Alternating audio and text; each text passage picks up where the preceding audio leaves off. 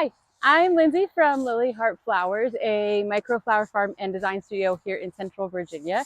Today I wanted to talk to you about growing daffodils. Daffodils, narcissus, are one of those beautiful first bloomers of spring, bright yellow and beautiful whites. They come in all kinds of varieties. The classic trumpet styles are what we usually think of, I think, when you think of daffodils, but there are roughly varieties and little small florets, and they're just a wonderful world of flowers to explore and put into your garden. Now, they're really easy to grow and they're very deer resistant, which is our huge problem here in Virginia in terms of what eats most of our stuff, our deer. But critters typically don't eat the plant and the flower, but the bulbs are like candy. So I actually planted this space a couple days ago, and the perfect example, there is a hole here, I don't know if you can see it, where this was, and I just showed up and it was pulled out. They're not necessarily always going to eat the bulb, but they're digging. And sometimes it's just a squirrel digging around and you find these bulbs displaced. So I'm going to show you today some things to do to not only help cover up the scent of bulbs, improve your soil while the winter is going on and they're resting underneath, but also keep things from disturbing the bulbs so that you have beautiful flowers in the spring. Couple quick tips, pretty inexpensive, and I'm going to show you those now. To mention a quick tip for planting daffodils is you do want to plant them in a hole about 6 to 8 inches deep.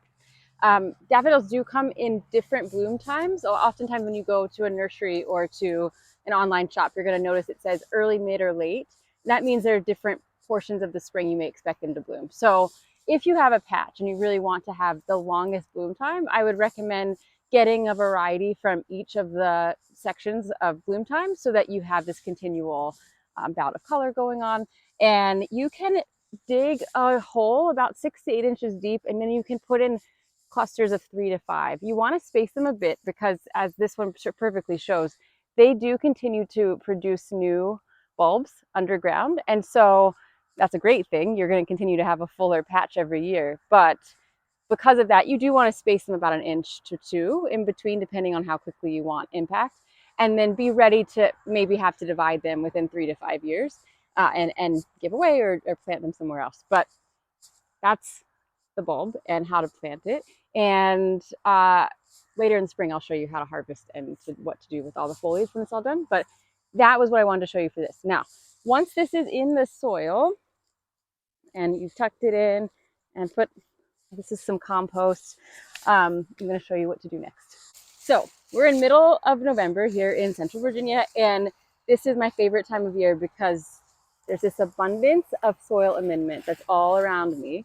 It is leaves. So if you've ever seen bags of leaf mold, it's literally just broken down leaves that have released the carbon that's in here that is so good for the soil.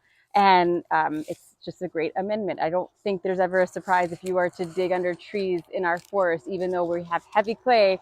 Under those trees, you're often going to find black soil because it's composted down from years and years of all the leaves. So what I like to do with this free soil amendment is break up a pile of leaves. I tarp it over to wherever I've just planted a new section of bulbs, and I place it on top because I know it's going to break down over the winter. It's going to insulate the bulbs a little bit. You don't want too thick. I will say that. I only put a thin layer because this also retains moisture. It's a natural mulch. So if I put it too thick, I'm worried I might rot the bulb. So just a thin layer of leaves. I'm going to place them on top. And then I'm going to put on top of that a layer of bird netting or chicken wire because that will keep the leaves in place. I made the mistake the first year because I wasn't thinking. Put all the leaves on top, and then obviously, I'm sure you know the ending, the wind took it away. So you're going to need to secure those leaves on top. And by securing those leaves on top with the bird netting or chicken wire, you are also making it difficult for anything to dig in or put its little snout in. So that's that. And then I remove that bird netting or chicken wire after probably February. So once those shoots start to come up, because unlike tulips, daffodils have, knock on wood, I have not had issue with anything eating the greenery of them. So I think you're going to be okay. And you don't want this chicken wire or bird netting on top because oftentimes things start to grow through and then it's really difficult to remove it without hurting that plant and bulb. So that's it. I'll show you really quickly in a fast motion video how this is going to look.